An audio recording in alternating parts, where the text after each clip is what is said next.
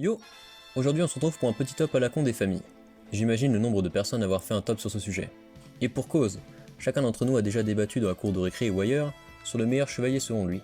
Aujourd'hui, je viens apporter ma pierre à l'édifice, en donnant mon avis. Bien sûr, 90% d'entre eux méritent le haut du classement, donc il n'y a pas de top meilleur que d'autres. Et surtout, ça ne va pas être un bon moment pour tout le monde. Alors, comment vais-je classer les chevaliers? Par puissance, par charisme, par background, par importance de l'histoire ou même par pure subjectivité? Bah un peu de tout ça à la fois. Comment? Aucun intérêt de placer les personnages sur des critères aussi flous et variés?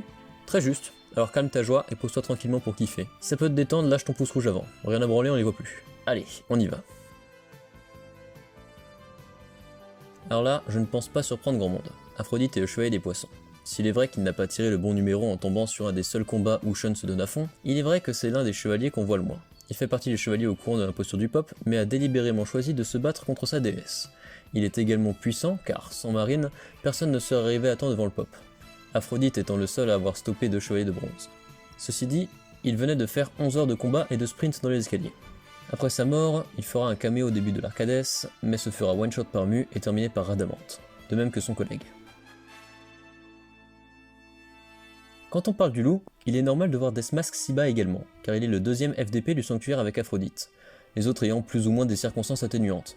Saga est possédé par un lémur, Shura croit tout de même servir le bien, Doko est un pluricentenaire violet habillé comme un elfe de maison, et Mu chill dans les montagnes. Ce caractère se remarque également de par le nombre de Maccabées qui décorent sa baraque, et par le fait que son armure le rejette. Deathmask fait aussi partie des Gold Saints ayant été introduits avant leur maison, avec sa fameuse descente aux 5 pics et l'humiliation de Shiryu. En termes de combat, il perd contre Shiryu au début du sanctuaire et perd en 2v1 contre Mu. Ce CV est très convaincant. Mais je sais pas, je trouve que son combat est plus stylé que celui d'Aphrodite, avec le changement d'environnement, ses attaques aussi sont un cran au-dessus, et il m'inspire une sorte de sympathie. De plus, il semble avoir un arc de rédemption dans Soul of Gold. Bref, sans surprise, c'est le bas du panier, mais ça reste quand même mieux qu'Aphrodite. Le chevalier du Sagittaire si bas alors que Kurumada étant lui-même Sagittaire leur offre un rôle principal dans ses œuvres. Oui, même si Aiolos a sauvé sa déesse au prix de sa vie en tournant le dos au sanctuaire et à ses camarades, il est vrai qu'il plane comme une ombre sur l'histoire. Il laisse un message rempli d'espoir dans sa maison et il vient détruire le mur des lamentations. Mais quand on y réfléchit, Seiya a plus assuré la place de chevalier du Sagittaire que lui dans le manga. Ainsi, il reste un personnage mystérieux, fantasmé par les fans et n'ayant même pas eu droit à la lumière dans l'Arcades, contrairement aux autres Gold Saints, dont notamment tous ceux précédemment décédés. L'auteur sait que la popularité d'Aiolos tient à son mystère, c'est pour cette raison que je ne peux le mettre plus haut. Au pied du top 10, on retrouve Aldébaran du Taureau, le plus droit des chevaliers d'or, celui qui a laissé passer Seiya et ses camarades après avoir été témoins de leur force et de leur détermination. Si Aldébaran est très sympathique et attachant, il reste un peu en deçà des autres, malgré de nombreux moments pour briller. On pensera notamment au début de l'arc Asgard pour l'anime, l'arc Poséidon du manga, ou encore le début de l'arc Hades avec sa mort qui reste super émouvante. De plus, il meurt debout, et se dresse toujours contre l'ennemi avec la classe qui le caractérise. Cependant pour moi, il manque un peu du charisme et de la badassitude que ses autres collègues possèdent. Oula, je vais pas me faire que des amis sur ce coup-là. Je trouve cependant que Shura est un des moins bons chevaliers du Capricorne que l'on a eu. Certes, on le trouve stylé grâce à son combat contre Shiryu, épique, sanglant, sublimé par une OST incroyable et à la fin si touchante. Toutefois, même si la popularité de Shura tient selon moi au fait qu'Excalibur est puissante et stylée, il n'en demeure pas moins un personnage absent et sous-exploité. Il pense servir la justice car le pop est au pouvoir donc forcément gentil. Vous suivez la logique du raisonnement? Ensuite, c'est lui qui a tué son frère d'armes Aiolos, sentant pourtant le cosmos de sa déesse, qu'il finira par reconnaître lors de son combat contre Shiryu. Il fera cependant amende honorable en protégeant ce dernier de son armure d'or pour sa chute de plusieurs kilomètres. Il revient lors de l'arc Hades, mais ne fait que suivre Saga et perdre face à Shaka, alors que ce dernier est assis et affronte 3 Gold Saints. En bref, je comprends qu'on le trouve stylé, mais son histoire ne pèse pas son pesant de cacahuètes selon moi. Bon, là on commence à rentrer dans la controverse. Il a été très difficile de départager les 8 premiers Gold Saints, et c'est Camus qui en a empathie. Le personnage pète la classe, avec le Freezing Coffin, la Diamond Dust ou l'Aurora Execution. Son armure fait partie de mes préférés, même si dessinée par un gamin de 8 ans. C'est une des seules de surcroît où le casque rajoute quelque chose, je trouve, contrairement à celle de la balance. Camus, c'est un sacrifice face à son disciple, c'est une tragédie, il l'enferme dans un premier temps pour l'éternité afin qu'il ne meure pas. Puis constatant sa détermination, il refuse de le voir périr sous les coups d'un des siens. Puis, lorsque le disciple le surpasse, il meurt, le sourire aux lèvres. Sans déconner, ce combat est un des meilleurs du sanctuaire, surtout en animé, avec les OST de Seiji Okoyama.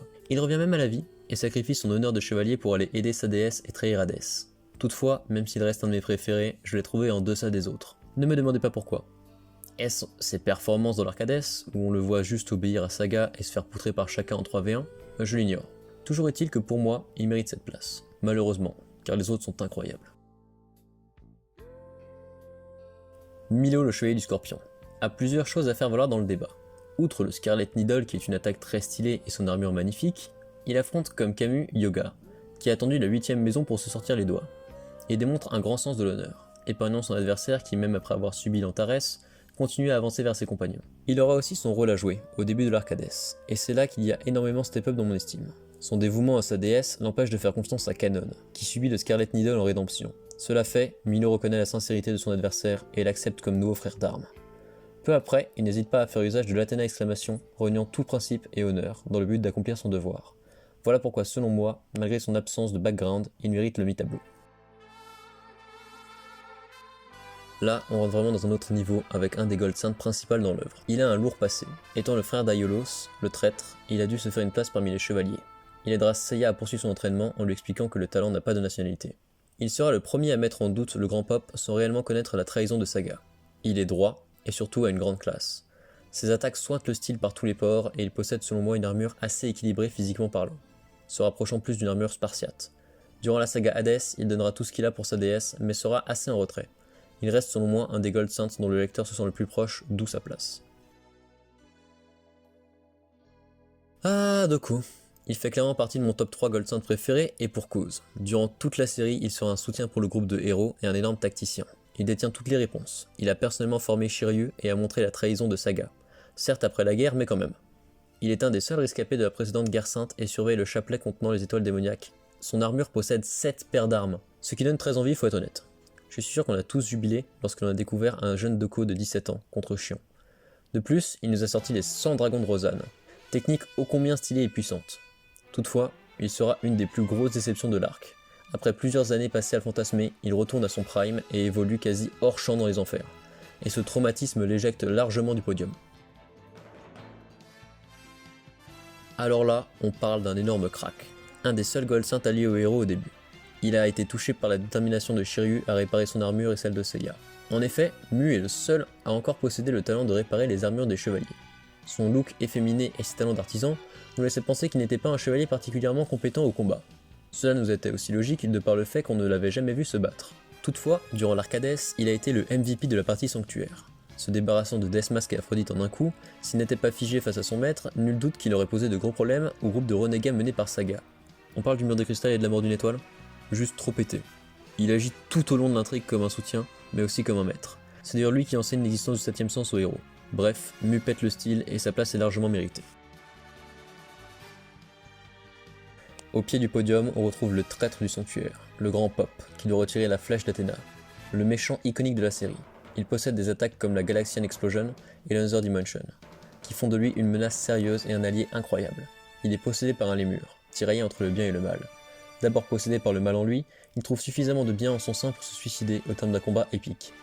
Enfin ça c'est dans l'animé, dans le manga il s'effondre après avoir été éclairé par le bouclier de la justice.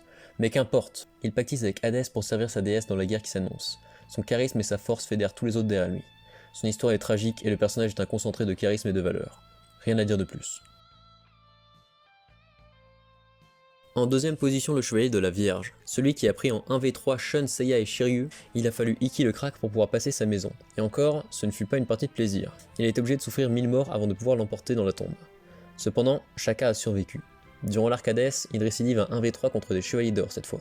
Il transmet le message sur le 8ème sens, puis après avoir maîtrisé ses adversaires, il choisit la mort, et les force à se servir d'une technique interdite, possédant l'énergie d'un Big Bang pour le tuer. Il accompagnera Athéna dans les enfers, et se sacrifiera. Il est le chevalier d'or avec le plus de techniques différentes, dont le Tenbo All-in et la Métampsychose, qui offrent des pages magnifiques. De plus, son armure est extrêmement stylée. Voilà en quoi il mérite son top 2. Et en numéro 1, on retrouve celui qui a été condamné à mort par son propre frère. Il a réveillé Poséidon, et s'est improvisé chef de son armée. Souhaitant faire un monde honorable, il a rejoint les rangs de celle qu'il avait essayé de tuer jadis, et a revêti l'armure de son frère. J'ai nommé Dragon des Mers, Canon des Gémeaux. Déjà, Canon possède la même armure et les mêmes techniques que Saga son frère. Sauf que grâce à Dr Iki, psychologue de son état, il a pu s'offrir une bien plus belle rédemption, non content d'avoir déjà un des plus beaux backgrounds. Ensuite, je l'ai évoqué, mais sa sincérité à l'égard de Milo et ses regrets m'ont tout simplement ému. Enfin, Simu était le MVP de la partie sanctuaire de l'Arcades, Kanon est le MVP de la partie Mekai. Il affronte de nombreux spectres et juges, dont Radamante, et ce, même après avoir perdu son armure. Il sauve d'ailleurs la mise au bronze et est officiellement le seul Gold Saint encore en vie à la fin de l'œuvre. Avec un tel CV, il ne peut qu'être premier. Et ce, sans parler de la classe de l'individu. Pour moi, c'est S tier. Merci beaucoup d'avoir regardé cette vidéo. Je n'ai parlé que des originaux, ainsi Shion, Seiya, Shiryu, Shun, Ikki ou encore Yoga ne figurent pas dans ce top. Même si cette vidéo manque de pertinence, j'espère que vous avez pris plaisir à la regarder. Nous sommes tous un peu friands de ces tops à la con. Peut-être en ferai-je à l'avenir sur les Gold Saints de Lost Canvas ou Neximontion, qui sait. Pour finir, si jamais vous n'avez rien compris à la vidéo, lisez Senseiya, c'est bien.